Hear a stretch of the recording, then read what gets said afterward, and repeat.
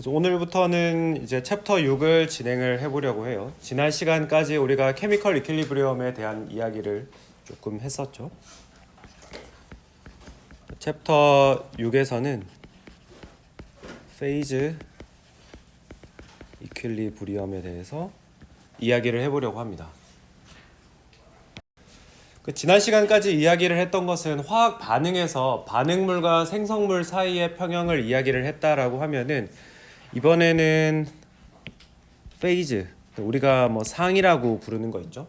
여러분들이 잘 아시는 기체상, 액체상, 고체상 그런 상들 간의 평형에 대해서 한번 이야기를 해보려고 합니다.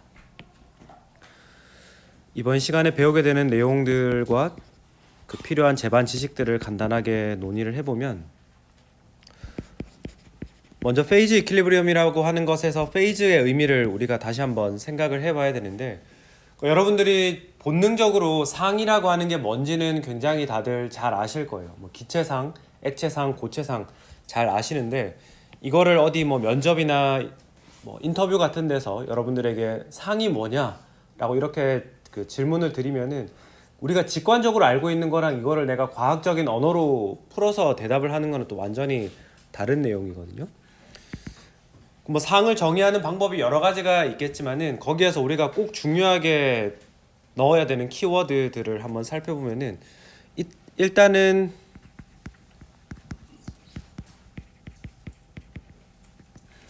이게 전체 개를 이야기하는 게 아니라 개의 일부분을 이야기를 하는 것이다. 파트라는 컨셉이, 키워드가 꼭 들어가야 되겠고, 그리고 그 부분 안에서는 화합물의 조성, 그죠? 그래서 뭐 컴포지션이라고 번역할 수 있겠죠. 컴포지션이랑 물리적인 성질들, 피지컬 프로퍼티 같은 것들이 전부 균일하다, 유니폼하다라는 단어가 꼭 들어가야겠습니다.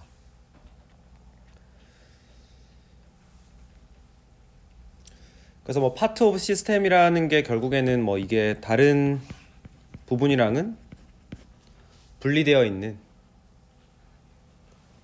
이런 단어들, 키워드가 꼭 들어가야지 우리가 상을 제대로 이야기를 할 수 있는 거겠죠.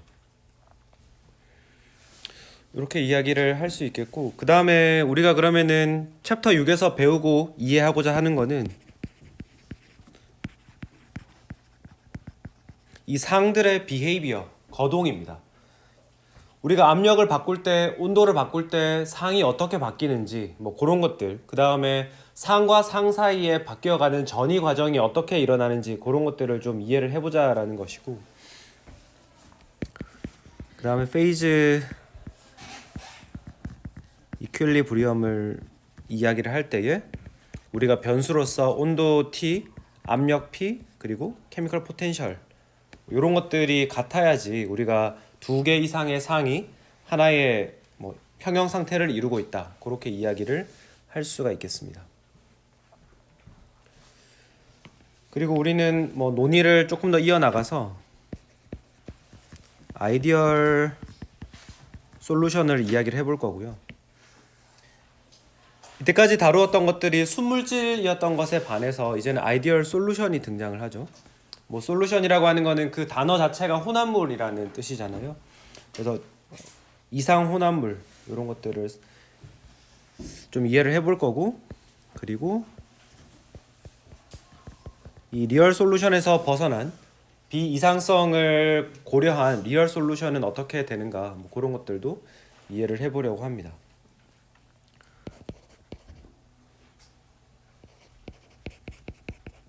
그 다음에 여러분들이 일반화학에서 배우셨던 잘 아는 법칙, 라울의 법칙이랑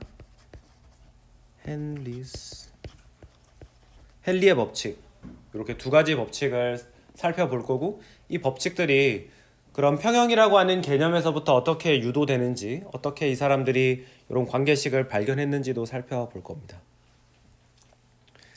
그리고 마지막으로 콜리가티브 프로퍼티, 총괄성이라고 부르는 거, 프리징 포인트, 뭐 디프레션이라든지, 그 다음에 오스모틱 프레셔,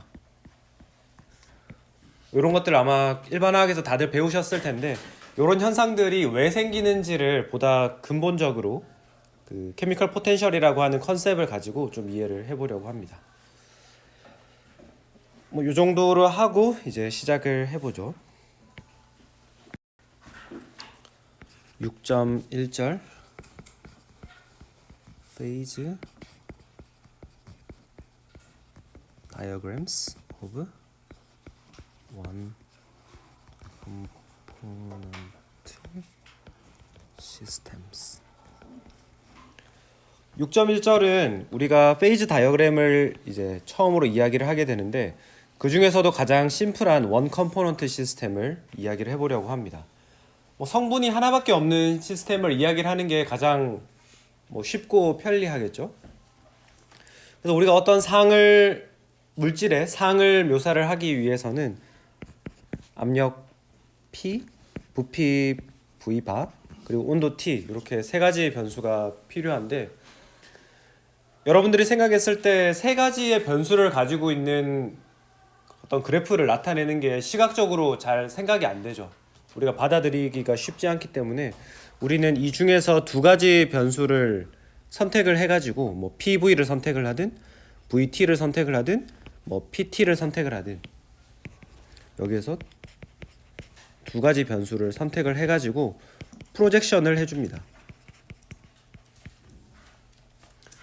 뭐 프로젝션이라고 하는 게 결국에는 차원을 한 차원 낮춘다 그렇게 생각을 하시면 될 것 같아요.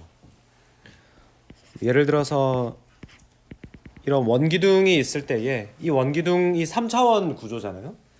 근데 여러분들이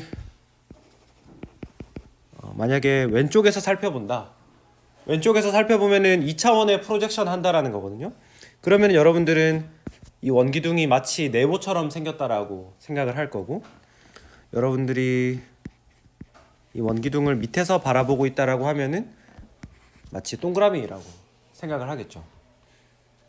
그래서 이런 식으로 내가 볼 수 있는 차원을 낮추는 그런 행위를 우리가 프로젝션이라고 이야기를 합니다.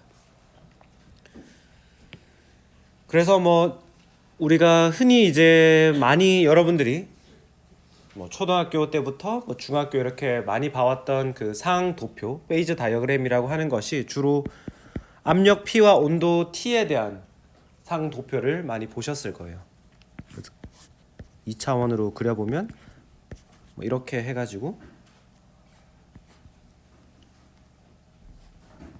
뭐 이런 형태의 그래프를 많이 보셨을 겁니다. 그래서 제일 왼쪽이 고체 솔리드, 가운데가 리퀴드, 마지막이 가스 이런 형태로 뭐 가스 혹은 우리가 뭐 앞으로 베이퍼 이렇게 두 가지 가스 혹은 베이퍼를 번갈아 가면서 사용을 할 겁니다. 뭐 이런 식의 그래프를 많이 보셨을 거예요. 그래서 그 여기 가운데 흰색 실선을 가지고 구분이 돼서 이렇게 노란색 영역은 솔리드, 초록색 영역은 리퀴드, 뭐 파란색 영역은 가스 혹은 베이퍼 이런 식으로. 그러면 여러분들이 특정 PT 예를 들어서 뭐 이런 빨간색 지점에서의 압력과 온도를 가지고 있다라고 했을 때 해당 시스템이 어떤 상을 가지고 있을 것인지를 뭐 바로바로 예측을 해볼 수가 있죠. 이런 뭐 빨간색 동그라미 지점의 경우에는 솔리드에 해당할 거고 뭐 초록색 세모 빨간색 같은 경우에는 리퀴드 영역에 들어가고 네모 빨간색 같은 경우에는 가스 영역에 들어가니까 뭐 각각의 PT 값에 따라서 여러분들이 그래프를 읽으시면은 상의 형태를 쉽게 확인을 하실 수가 있습니다. 뭐 요거 외에도 이제 그림 우리 교재에 있는 그림 6.1을 봐보시면은 얼음의 그러니까 물의 상도표를 훨씬 더 넓은 스케일에서 훨씬 더 넓은 온도 영역과 훨씬 더 큰 압력 스케일에서 살펴보면은 단순하게 고체, 액체, 기체 이런 세 개의 상만 있는 게 아니라 고체 내에서도 굉장히 다양한 상이 있다. 뭐 그런 것들이 소개가 되어 있습니다. 그래서 한번 그런 것들은 여러분들이 관심을 가지고 찾아보시면 되겠고, 그러면 이런 상과 상 사이를 이동해 갈 때, 트랜지션, 전이해 갈 때 어떤 성질들이 있는지 한번 살펴보도록 하죠. transition from solid to liquid to gas. 고체상에서 액체와 기체상으로 바뀌어 갈 때 어떻게 되는 거냐, 그 과정을 한번 우리가 묘사를 해 보도록 합시다. 그러면 우리가 어떤 해당 조건에서 어떤 물질이 가지게 되는 상이 무엇인지를 예측을 하는 것은 결국에는 해당 조건에서 가장 안정한 형태가 무엇이냐, 가장 안정한 페이즈가 무엇이냐라는 것을 묻는 것이고, 그것을 우리가 판단할 수 있는 방법은 해당 조건에서 케미컬 포텐셜 뮤를 계산했을 때 가장 작은 값, 그죠? 예를 들어서 뭐 뮤 S 있을 것이고 뮤 L이 있을 것이고 뮤 가스, 이렇게 각각의 상에 해당하는 주어진 TP에서 각각의 상이 가지는 케미컬 포텐셜이 있을 거예요. 그럼 그 중에서 가장 낮은 값을 가지는 케미컬 포텐셜이 있을 것이고, 예를 들어서 뭐 뮤 S가 가장 작은 값을 가진다. 그러면은 해당 조건에서 그 물질은 솔리드 상으로 존재하겠죠. 그래서 우리가 해야 되는 것들은 케미컬 포텐셜을 계산을 하고 주어진 조건에서 가장 낮은 케미컬 포텐셜을 갖는 상을 찾는 것이 곧 그 상의 형태를 예측을 하는 것이다. 그렇게 알면 되겠고, 그러면 우리는 먼저 온도에 따라서 케미컬 포텐셜이 어떻게 바뀌는지를 한번 생각을 해봅시다. 그래서 그림, 우리 교재에 있는 피겨 6.2를 보시면 되는데, 생긴 모양이 케미컬 포텐셜 뮤가 온도 T에 따라서 어떻게 생겼는지 한번 봅시다. 그래서 솔리드가 이렇게 흰색 라인으로 생겼고, 리퀴드가 노란색 라인, 그 다음에 가스가 요 초록색 라인, 이렇게 한번 표현을 해 볼게요.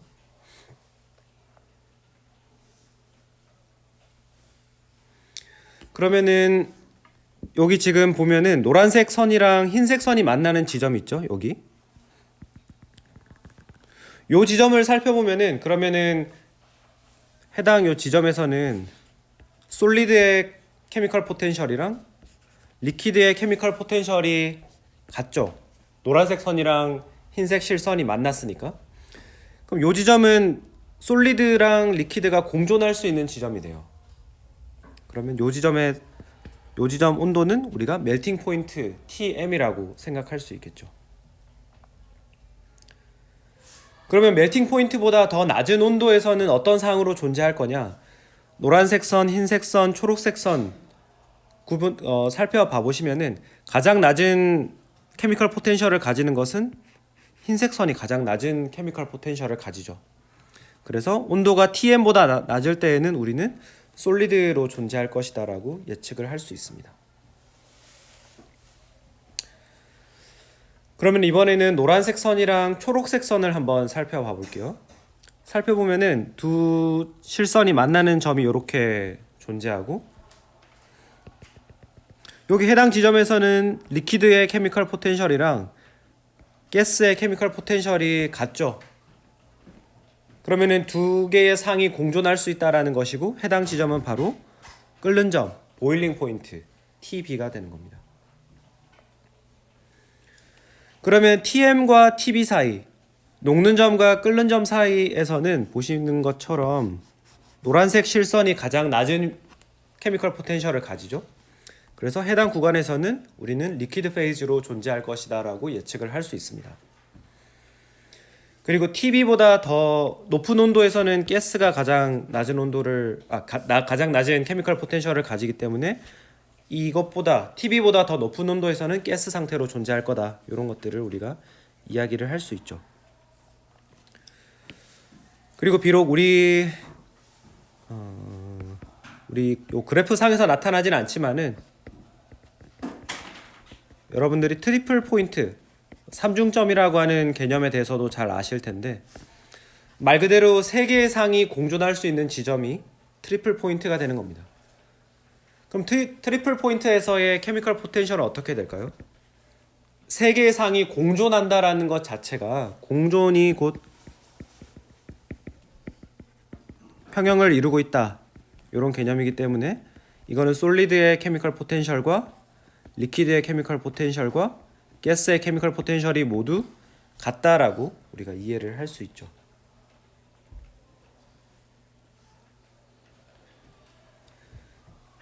그래서 뭐 이 정도로 케미컬 포텐셜 뮤와 온도 T의 관계를 우리가 좀 이해를 해봤고, 그럼 여러분들이 한 가지 가질 수 있는 궁금증은 이게 절묘하게도 이렇게 우리가 이미 알고 있는 것처럼 온도가 낮을 때는 솔리드, 그 중간에는 리퀴드, 온도가 높아지면 가스 이렇게 나타나는 이유가 잘 생각을 해보면은 요 각각의 케미컬 포텐셜이 온도에 따라서 변화하는 곡선의 기울기가 솔리드가 가장 낮고 그 다음 리퀴드, 그 다음 가스 이런 식으로 기울기가 갈수록 급해지기 때문에 이런 결과를 얻게 되는 거거든요. 그럼 우리가 그 다음에 해볼 수 있는 질문은 이 기울기가 가진 물리적 의미가 뭘까? 요거를 생각해 봐야 됩니다. 그래서 그거를 밑에 내려가서 한번 해보면은, 그래서 temperature dependence, 이 케미컬 포텐셜 뮤라고 하는 게 온도에 따라 어떻게 바뀌는지 한번 써봅시다. 그걸 알아보려면 라운드 뮤, 라운드 T, 온도 P를 고정시킨 다음에 요 편미분 값을 계산을 해보면 되고, 요 값은 마이너스 S 바에 해당하죠. 몰랄 엔트로피에 해당하는 값입니다.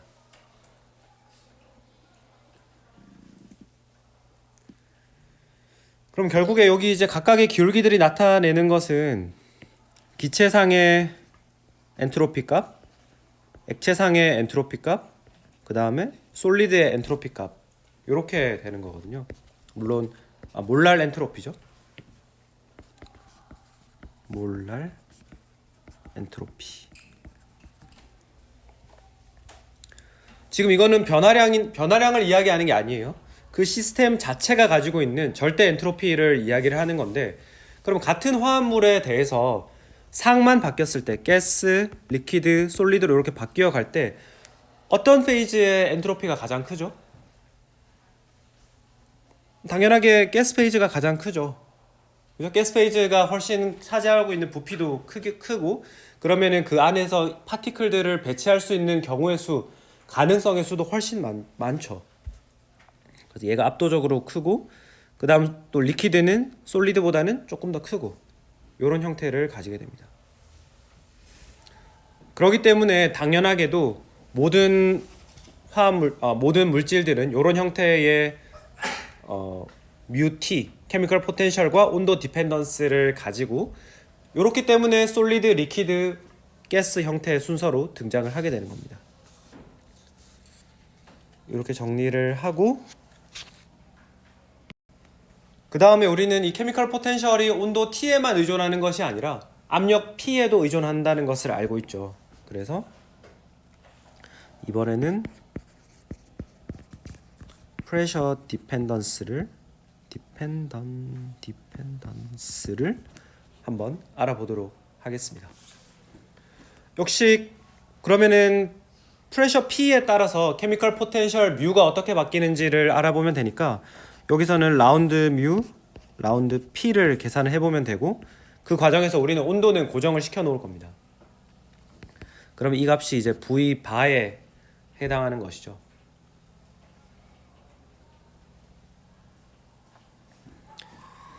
그럼 역시 우리는 가스, 리퀴드, 솔리드 각각의 페이지에서 요 값이 어떤 식의 기울기를 가지게 될 건가, 만약에 여러분들이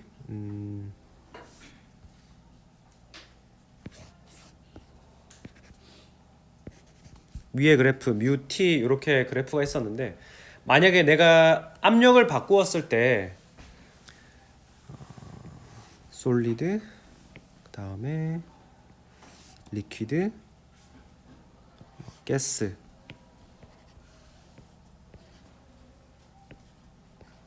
이렇게 있다라고 했을 때, 만약에 압력을 바꾸면은 해당 그래프의 모양이 어떻게 바뀔 건가, 요거를 조금 알고 싶을 수 있죠. 그러려면은 요 경량성을 이해를 해야 되고, 그럼 각각의 상들이 압력 변화에 어떻게 바뀌는지 대처를 하는지 바뀌어 가는지를 이해를 하려면은 VG, VL, VS의 값을 비교를 해야 됩니다. 다 바를 붙여야 되죠. 몰랄 볼륨이죠. 여러분들이 잘 아시는 것처럼 위에 봤던 내용이랑 똑같아요. 가스 페이즈의 부피가 몰랄 부피가 당연 압도적으로 제일 크고 그 다음에 뭐 리퀴드와 솔리드가 뭐 크게 차이 나지 않게 비슷한 혹은 리퀴드가 약간 더 큰 그런 값을 가지고 있게 됩니다.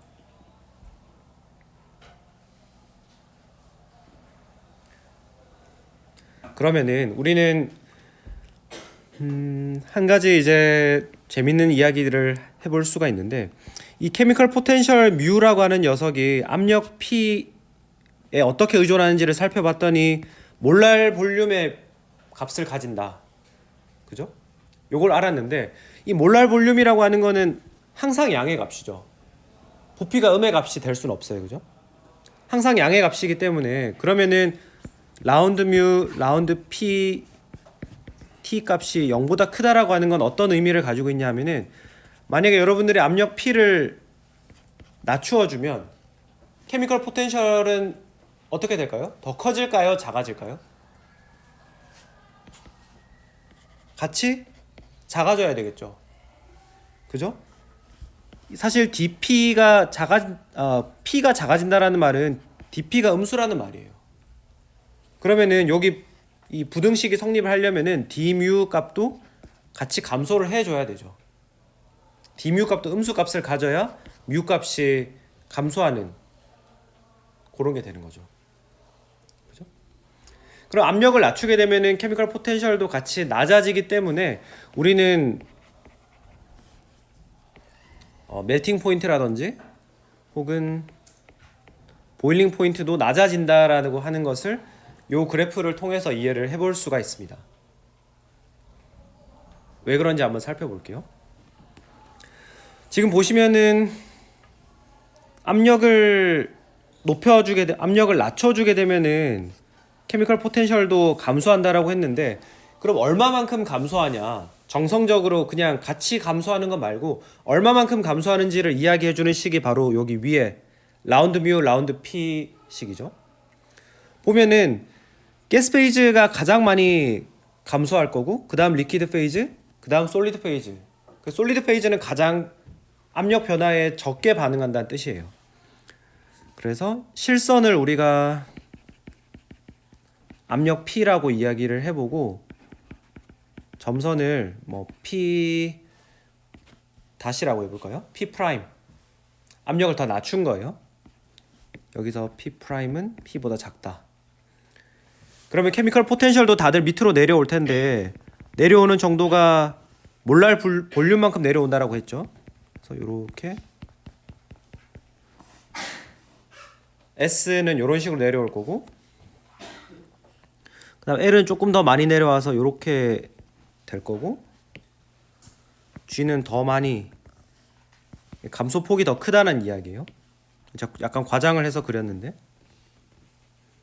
이렇게 됩니다.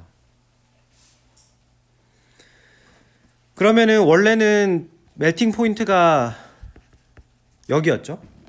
실선으로 솔리드랑 리퀴드가 만나는 지점이 여기였는데 이제는 바뀐 압력 P 프라임에서는 TM 프라임이 요 왼쪽으로 이동해 가죠. 그래서 녹는 점, 멜팅 포인트가 더 낮아진다. 고 이해할 수 있고 그 다음에 보일링 포인트의 경우에도 원래 여기였는데 지금 보면은 TB 프라임 왼쪽으로 옮겨갔죠. 역시 멜팅 포인트와 같이 보일링 포인트도 같이 내려간다라고 하는 것을 우리가 이해를 할 수 있습니다.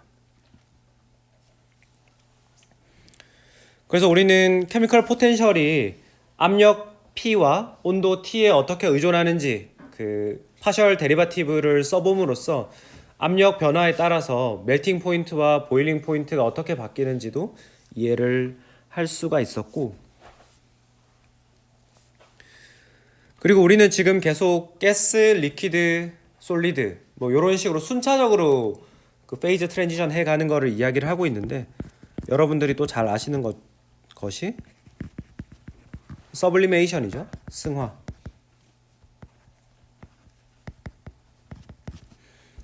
뭐 승화의 경우에는 리퀴드를 거치지 않고 바로 솔리드에서 가스로 가거나 혹은 역으로 가스에서 솔리드로 돌아오는 그런 과정을 우리가 이야기를 합니다.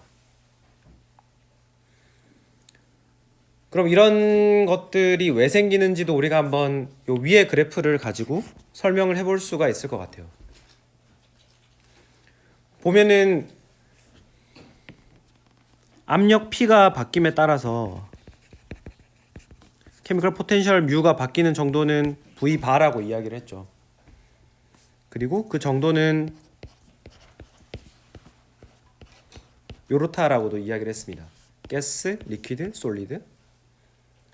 가스가 굉장히 압력 변화에 민감하게 케미컬 포텐셜이 바뀌기 때문에 그 말인즉슨 요렇게 지금 실선에서 점선으로 이동해 온 그림 있잖아요. 여기 빨간색 제가 하이라이트한 그림. 여기에서 온도를 압력을 계속 낮추어 가다 보면은 더 이상 이제 그 솔리드에서 리퀴드를 거치지 않고 바로 가스로 가는 그 구간이 열리게 됩니다. 여러분들이 생각을 한번 해보실 수 있을 것 같은데, 요 초록색 점선을 과격하게 한번 확 내려 봐보세요. 확 내리면은 요 흰색 점선이 노란색을 만나기도 전에 뭐 과장해서 한번 이렇게 그려볼까요? 이런 식으로 만약에 내려와 버리면은 리퀴드랑 만나기 전에 먼저 가스랑 만나버리죠. 솔리드 페이지가.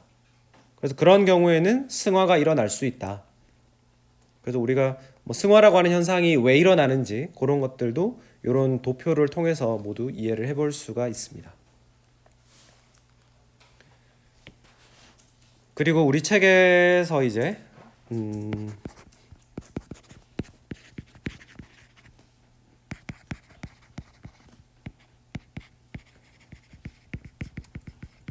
뭐 1차 상전이 2차 상전이라고 이렇게 케이스 오더 페이즈 트랜지션을 이야기를 해 놓았는데요. 뭐 first 오더, 그다음에 뭐 second 오더, 이렇게 이야기를 해 놓았는데, 우리가 지금까지 이야기했던 것은 전부 first order phase transition이에요. 이게 무슨 말이냐 하면은 이 케미컬 포텐셜 뮤를 가지고 우리가 페이즈 트랜지션을 이야기를 하고 있는데, 만약에 이 페이즈 케미컬 포텐셜의 1차 미분값 라운드 뮤, 라운드 P라든지 라운드 T라든지 라운드 뮤, 라운드 P라든지 요 녀석이 불연속 혹은 불연속이라고 하면 안 되겠군요.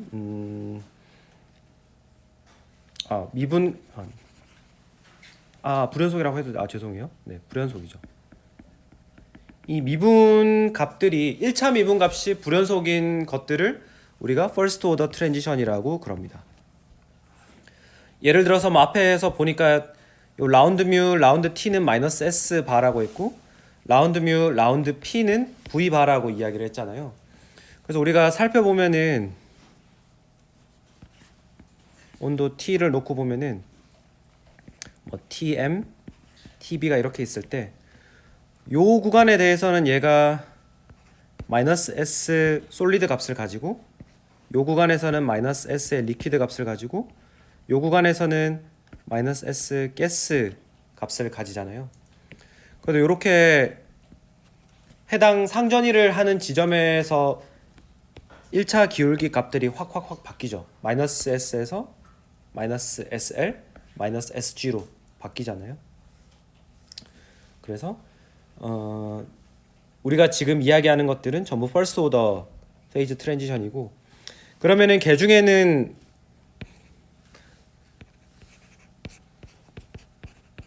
이렇게 어떤 변수에 대해서 두 번 미분을 한 값들이 그런 두 번 미분한 값들이 그런 불연속이 되는 지점들도 나타납니다. 그런 지점들은 TM이랑 TB랑 같을 수도 있고 다를 수도 있거든요. 근데 이런 것들을 우리가 세컨 오더 페이즈 트랜지션이라고 부릅니다.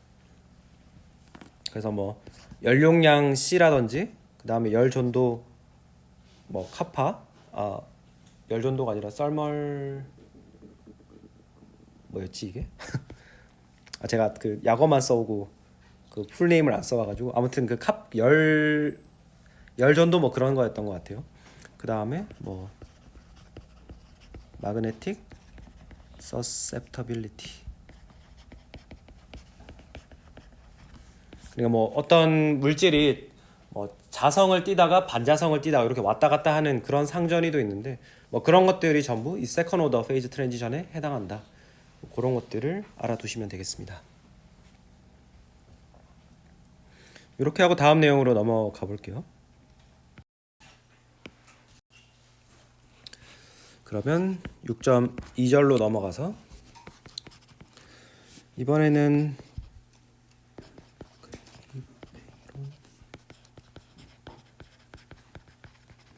클레이-페이론 이퀘이션이라고 하는 것을 한번 알아보도록 하겠습니다.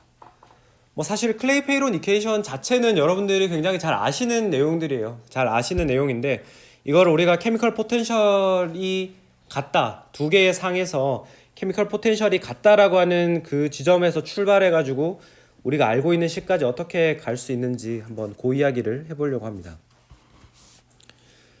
그래서 우리는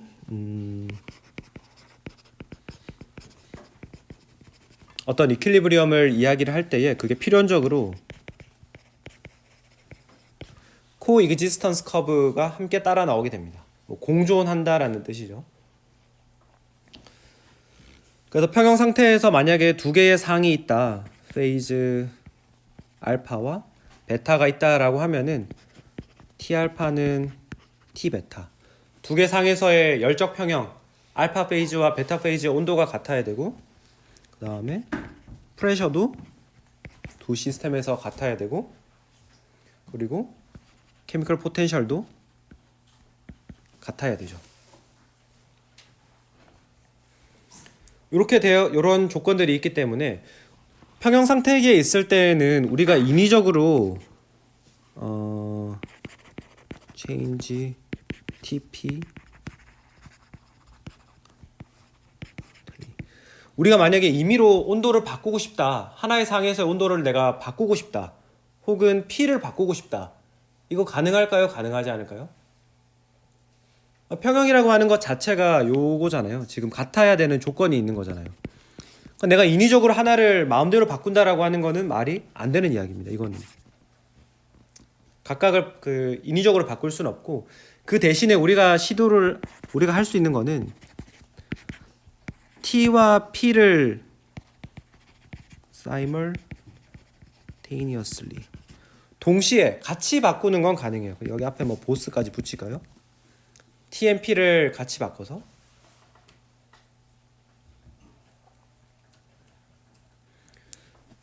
그 와중에 우리가 이제 옮겨가면서 뮤 알파와 뮤 베타는 같은 요거를 유지하면서 왔다 갔다 할 수 있는 커브가 있다라는 거죠. 그래서 그거를 우리가 PT에 대해서 한번 그려보면은 이런 코익지스턴스 커브가 있다라고 했을 때에 뭐 알파 페이즈와 베타 페이즈가 이렇게 있을 것이고, 그러면 여기서 만약에 뭐 P 혹은 T를 하나만 바꾼다라고 하면은 뭐 이쪽으로 가버리거나, 혹은 뭐 온도를 압력을 바꿔서 이쪽으로 가버리거나, 이러면 이제 더 이상 평형 상태가 아니게 되죠. 코익지스턴스 커브 여기 노란색 선 위에 올라오지 않는 방향으로 가버리잖아요. 그런데 우리가 각각을 바꾸는 건 각각을 하나씩만 바꾸는 건 불가능하지만 두 개를 동시에 바꾸는 건 가능하다. 예를 들어서 뭐 이런 식으로 평형의 위치를 바꿔갈 수는 있겠죠.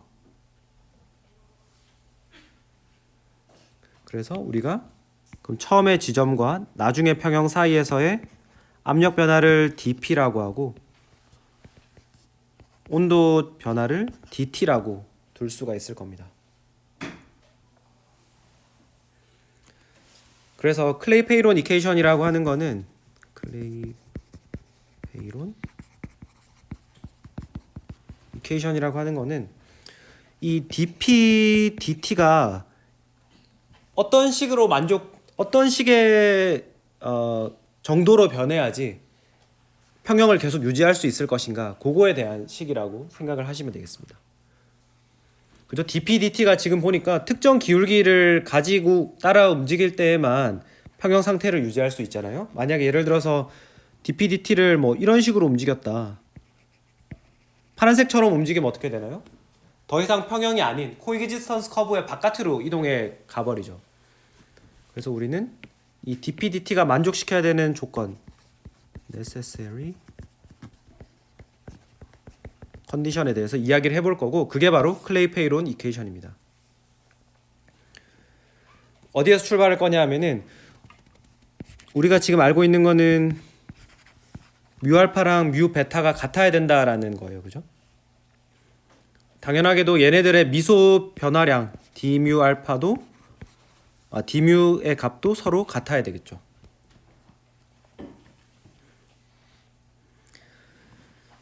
그러면은 이 뮤라고 하는 녀석이 우리가 알고 있는 상태 변수들, 스테이트 베리어블로 어떻게 기술될 수 있는지를 생각을 해보면, d뮤라고 하는 것은 깁스 자유 에너지의 몰랄 값이죠. 그러니까 1몰의 시스템, 1몰의 어떤 파티클이 가진 깁스 자유 에너지를 우리가 케미컬 포텐셜이라고, 그러니까 이렇게 쓸 수 있을 거고, 그러면은 깁스 자유 에너지라고 하는 녀석은 V바 dp 마이너스 S바 dt 형태로 쓸 수 있습니다. 그러면 요런 해당 내용을 여기 위에 평형의 조건에 해당하는 식에다가 집어 넣을 거예요. 넣을 때 이제 그냥 V바, S바 그대로 써줄 게 아니라 각각의 페이즈가 가지고 있는 값으로 써줘야겠죠.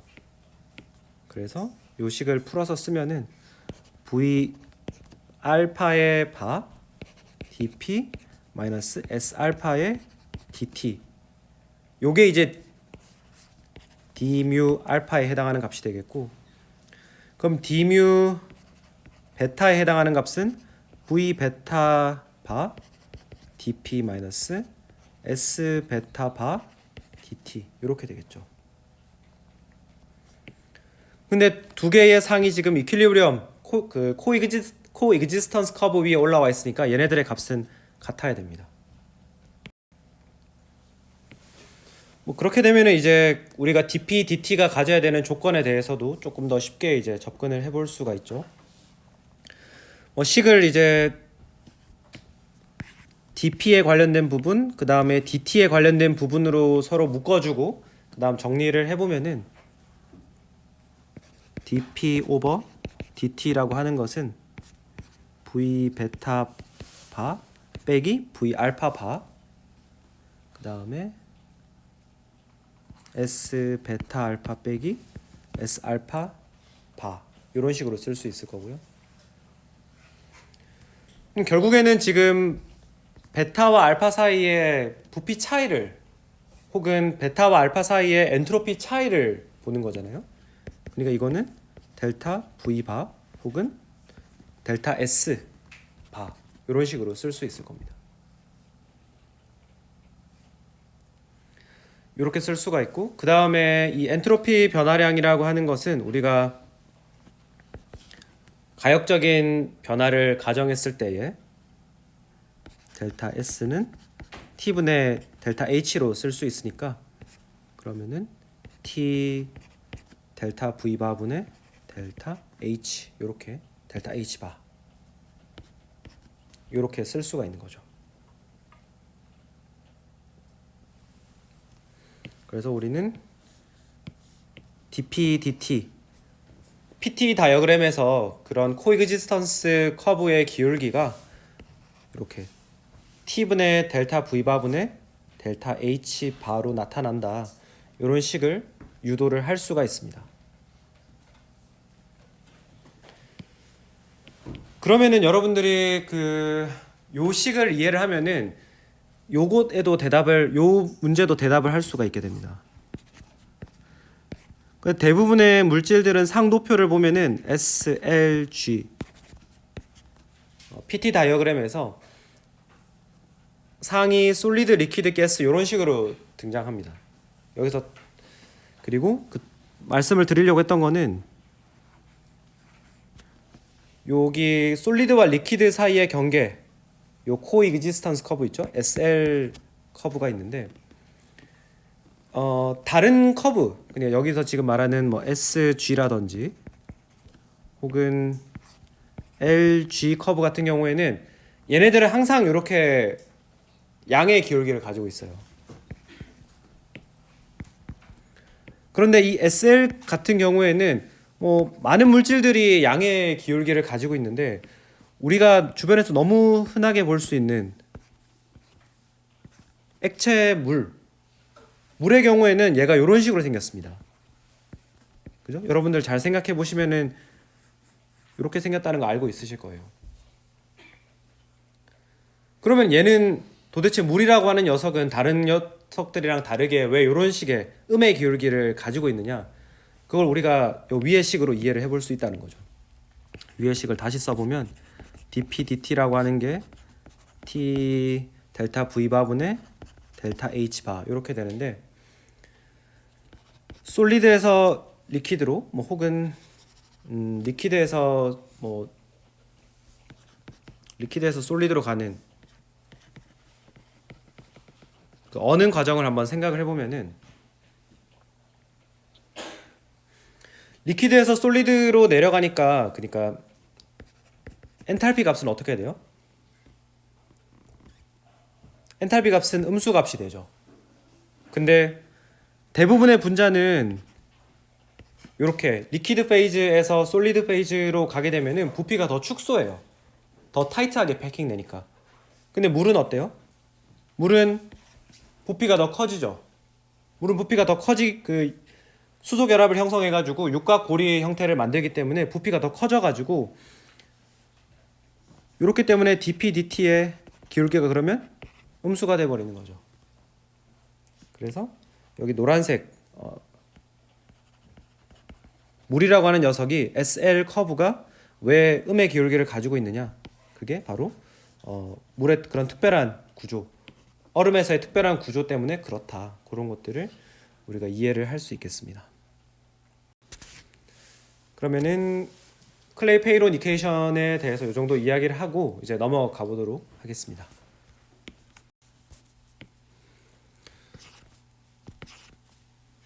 (6.3절은) 이제 한 사람이 더 붙는데요. 클라우지우스 클레이 페이론 이퀘이션입니다. 그래서 이제 클라우지우스가 했던 거는 뭐냐 하면은 이 과정을 클레이 페이론 이퀘이션을 조금 더 간단하게 만든 거예요. simplification. 조금 더 간단하게 만들어 가지고 이 베이퍼, 가스가 관여하는 뭐 예를 들어서 뭐 리퀴드와 베이퍼 사이 혹은 솔리드와 베이퍼 사이 여기에서 성립할 수 있는 그런 클레이 페이론 이퀘이션의 형태가 어떻게 될까 그거를 봐본 겁니다. 그래서 두 가지를 가정하고 간단화를 하는데 첫 번째는 우리가 가스 나오면은 뭐 간단화할 수 있는 가장 쉬운 방법이 이상기체를 가정하는 거죠. 그래서 이상기체의 부피라고 하는 것이 RT 오버 P로 그냥 쓸 수 있다. 그리고 두 번째는 가스의 몰랄 볼륨이 리퀴드나 솔리드의 몰랄 볼륨에 비해서 압도적으로 크다. 뭐 둘 다 타당한 가정이죠, 그죠? 요걸 가지고 하는 겁니다. 그러면은 클레이 페이론 이퀘이션을 살펴보면은 dp dt라고 하는 것이 t 델타 v 바분의 델타 h 바라고 이야기를 했는데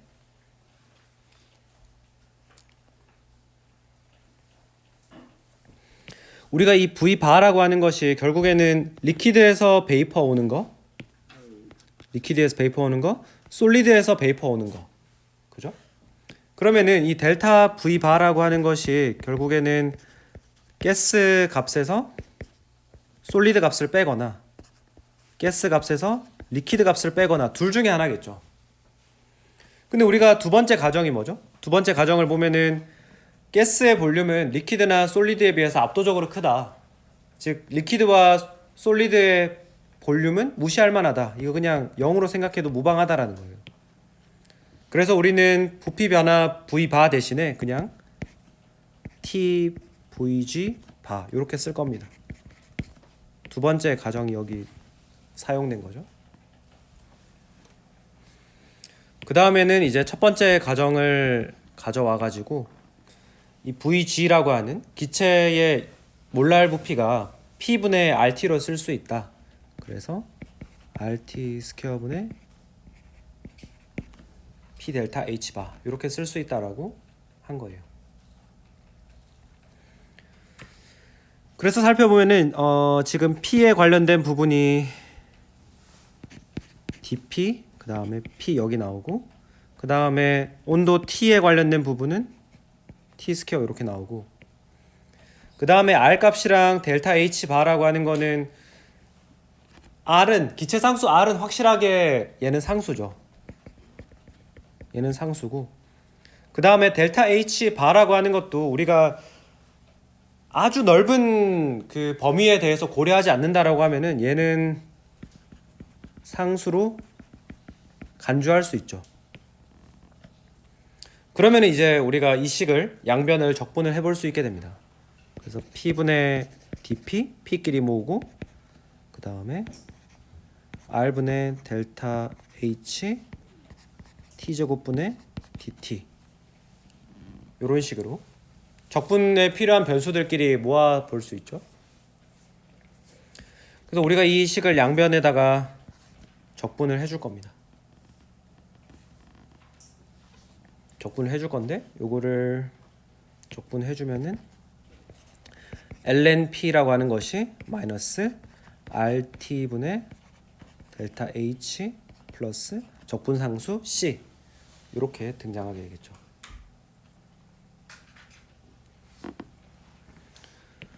요게 바로 여러분들이 그 일반학 시간에 배우셨던 클라우지우스 클레이페이론 이퀘이션이죠. 이렇게 쓸 수가 있고 그 다음에 이 C라고 하는 게 결국에는 우리가 결정을 해야 되는 상수 값이잖아요. 근데 여러분들이 그 화학 수학 시간에 그 적분 상수를 결정을 하려면은 우리가 구간을 정해서 적분을 하면 되죠. 그 정적분을 수행을 하면 되고 그래서 예를 들어서 여러분들이 뭐 1번 지점에서부터 2번 지점까지 적분을 할 거다. 그래서 T1, P1에서의 값을 T2, P2로 이렇게 적분을 하겠다. 그러면은 해당 식은 ln P1분의 P2는 마이너스 R분의 델타 H T2분의 1 빼기 T1분의 1 이렇게 될 겁니다.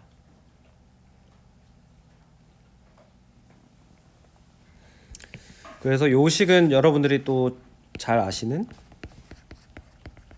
두 지점, 투 포인트 클라우지우스 클레이페이론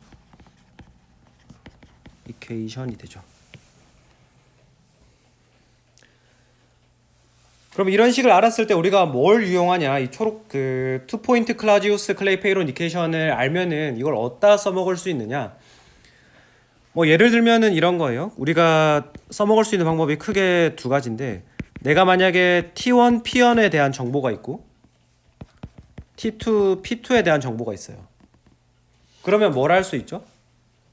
여기에서 지금 P1, P2 알고 P1, P2 알고 T1, T2도 다 알죠. 그럼 뭘 계산할 수 있죠, 우리는? 델타 H를 계산할 수 있죠. 해당 과정에서의 엔탈피 변화값. 혹은 만약에 여러분들이 T1, P1 어떤 한 지점에서의 온도값과 프레셔 정보를 알고 여기에 델타 H를 알고 있다. 그럼 여러분들이 임의의 온도 T2에서의 P2 값이 얼마나 되는지 이것도 예측해 볼 수 있죠. 그래서 뭐 이런 클라우지우스 클레이페이론 이퀘이션을 가지고 우리가 이런 후작질들을 해볼 수가 있습니다.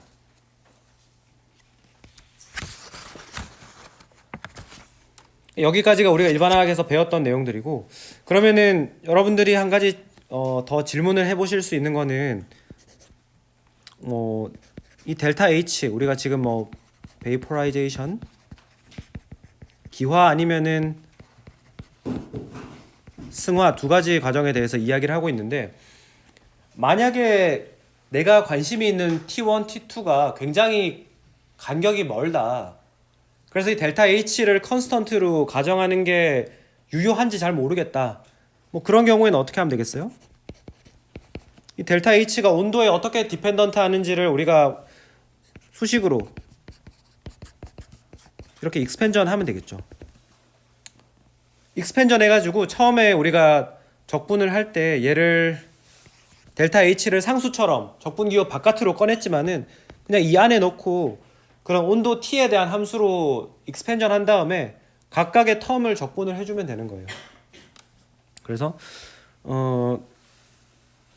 우리가 뭐 수학적으로, 그러니까 델타 H가 컨스턴트가 아니면은 수학적으로 계산을 해야 될 양은 조금 더 늘어나지만 우리가 그 시스템을 이해하는 것, 그러니까 본질 자체는 전혀 바뀌는 게 없다. 그렇게 이해를 하시면 되겠습니다. 네, 다음 페이지로 넘어가가지고 6.4절로 한번 가볼게요. 사실 6장에서는 우리가 뭐랄까 막 새롭게 알게 된 지식 같은 것들은 뭐 크게 없다고 할 수도 있는데, 그 전에 여러분들이 배웠던 지식들이 어떤 식을 거쳐서 유도된 건지 그 본질을 조금 더 알아본다, 뭐 그런 정도로 생각을 하시면 될 것 같아요.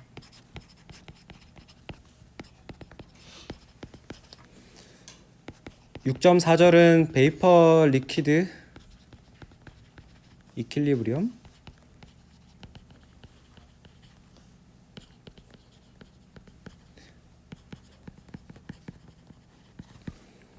이제 6.4절에서부터 이제 시스템이 조금 더 복잡해지죠. 우리가 베이퍼 리퀴드 이퀄리브리엄 이야기를 할 건데, 이번에는 원 컴포넌트가 아니라 이번에는 바이너리입니다. 두 개의 성분이 있다는 뜻이에요. 두 개의 화합물이 존재한다는 뜻이죠.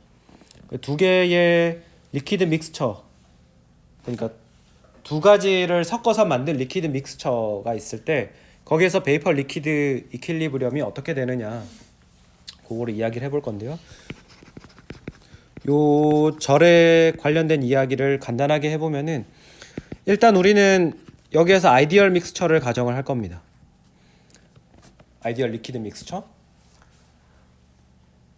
뭐 그 이유는 굉장히 간단하죠. 우리가 만약에 실제 시스템을 다루기에는 너무 복잡하기 때문에 아이디얼한 거를 먼저 이야기를 해보려고 하는 거고, 그 다음에 여기에서 이제 어떤 리퀴드가 있으면은 그 리퀴드는 항상 일정 부분 증발하기 때문에 베이퍼 프레셔를 가지게 되죠. 그래서 베이퍼 프레셔가 증기압이라고 부르는 이게 존재를 하고 있다라고 생각을 하는 거고, 뭐 요 정도의 가정을 가지고 밑바탕 지식을 가지고 우리가 한번 이야기를 해보도록 하겠습니다. 그러면 우리는 우리의 논의를 어디에서부터 시작할 거냐 하면은,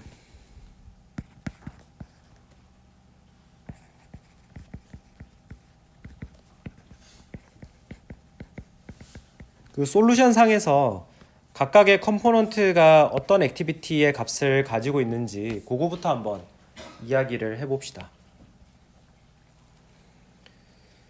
왜 여기서 이야기를 시작하는지는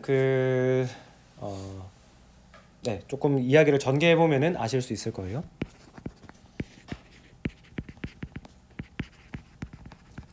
우리가 평형 상태에 있다라고 하면은 결국에는 케미컬 포텐셜이 같다, 그거를 일단 생각을 하시면 되고, 지금은 그러면은 우리가 어떤 리퀴드가 증발을 해서 베이퍼가 되고 그 베이퍼와 리퀴드 사이의 이퀄리브리엄을 생각을 해보면 되죠. 그래서 그거를 써보자면은 어떤 I라고 하는 성분의 케미컬 포텐셜이 가스에서의 값이랑 리퀴드에서의 값이 같다. 이렇게 쓸 수 있을 겁니다. 그리고 우리는 위에서 물론 가정을 적었으면 좋았을 텐데 우리는 이 가스라고 하는 것도 아이디얼 가스의 거동을 보인다고 가정할 거예요. 어슘을 앞에 적었어야 되는데 이렇게 아이디얼 가스의 비헤이비어를 가정을 할 거기 때문에 그러면은 요 왼쪽 파트 있죠? 가스 페이즈 I 성분의 가스 페이즈의 케미컬 포텐셜이라고 하는 거는 mu I G라고 하는 거는 어떻게 쓸 수 있죠? mu I의 G 어떤 그 스탠다드 스테이트에서의 케미컬 포텐셜에다가 여기에서 얼마만큼 이상 거동에서 벗어났는지를 보정을 해주면 되죠. 그게 바로 RT ln P0분의 PI가 됩니다. 여기서 말하는 P0는 스탠다드 스테이트의 프레셔가 되고 PI는 뭐죠? partial pressure of I라고 하는 컴포넌트의 partial 분압 이렇게 생각을 하시면 되겠습니다. 그 다음에 이번에는 요 오른쪽을 또 생각을 해볼게요. 리퀴드 페이즈의 케미컬 포텐셜이 어떻게 되냐? mu i의 L이라고 하는 거는 mu i의 제로의 L에다가 여기에도 역시 비이상성을 보정해주는 텀을 더해주면 되는데 그것을 우리는 RT ln AI 이렇게 쓰죠. 기억이 잘 안 나시는 분들은 그 우리 책의 섹션 4.5를 한번 다시 살펴보시면 되겠습니다.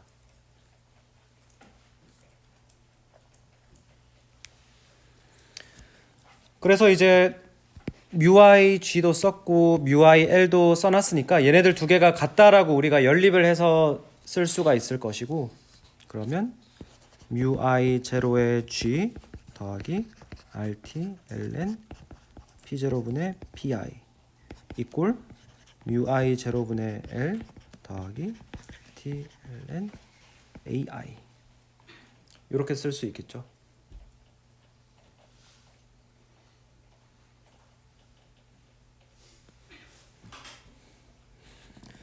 근데 우리가 지금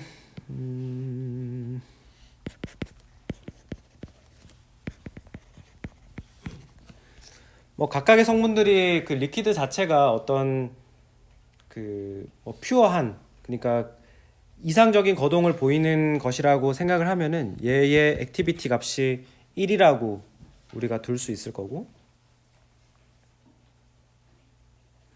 그 다음에 여기 PI라고 부르는 값도 결국에는 지금 가스 페이즈와 리퀴드 페이즈가 평형을 이루고 있는 그러니까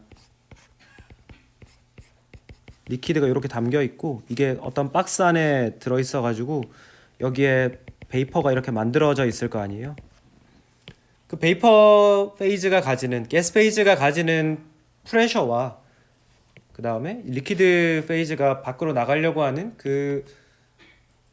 그런 뭐 경향성 그 사이에 평형을 이루고 있는 거잖아요. 그래서 우리는 PI라고 하는 것을 PI 스타라고 바꿔 쓸 수 있을 겁니다. 그래서 베이퍼 프레셔라고 하는 거를 이제 가정을 해주는 거예요.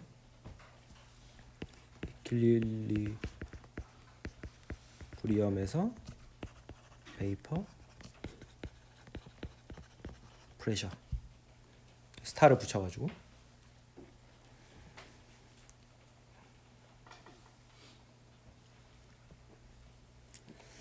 그러면은 우리는 새로운 식을 하나 더 쓸 수 있는데 muI 제로의 G에 RT ln P0분의 PI 스타라고 하는 게 그냥 muI 제로의 L과 같다.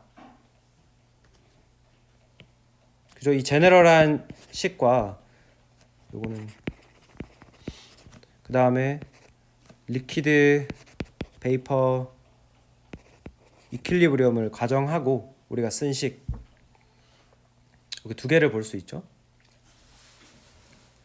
그럼 두 개의 식을 비교를 해보면은, 위아래 식을 비교를 해보면은 우리가 알 수 있는 부분은 뭐냐 하면은 RTLN PI분의 PI 스타라고, 아이고 반대로 썼군요. PI 스타분의 PI는 RTLN AI가 되는 거예요.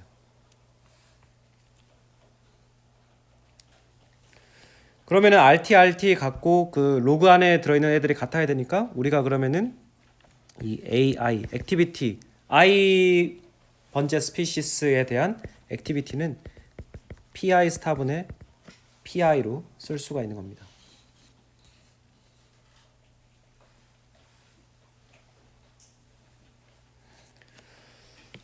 그럼 결국에 이거를 의미를 하는 거는, 그러면은 지금 PI 스타라고 하는 거는 우리가 퓨어 리퀴드에서의 베이퍼 프레셔였고, PI라고 부르는 거는 퓨어 리퀴드가 아니라 믹스처에서의 베이퍼 프레셔였잖아요. 그죠? 그래서 만약에 여러분들이 그 믹스처라고 하는 게, 뭐 믹스처라고 하는 게 사실은 그 레인지가 굉장히 넓잖아요. 뭐 두 개를 섞을 때 99대 1로 섞을 수도 있고 50대 50으로 섞을 수도 있죠. 근데 이거를 만약에 우리가 하나의 성분을, I 번째 성분을 점점 더 많게 해주면은 이 PI 값이 어디에 가서 수렴하겠어요? 믹스처였지만 점점 퓨어한 성분으로 가게 되니까 우리가 I 번째 스피시스가 점점 도미넌트해지면, 점점 더 양이 많아지면 이 PI라고 하는 값이 PI 스타로 수렴하게 되고 결국 액티비티 코이피션트도 1로 수렴을 하게 될 겁니다.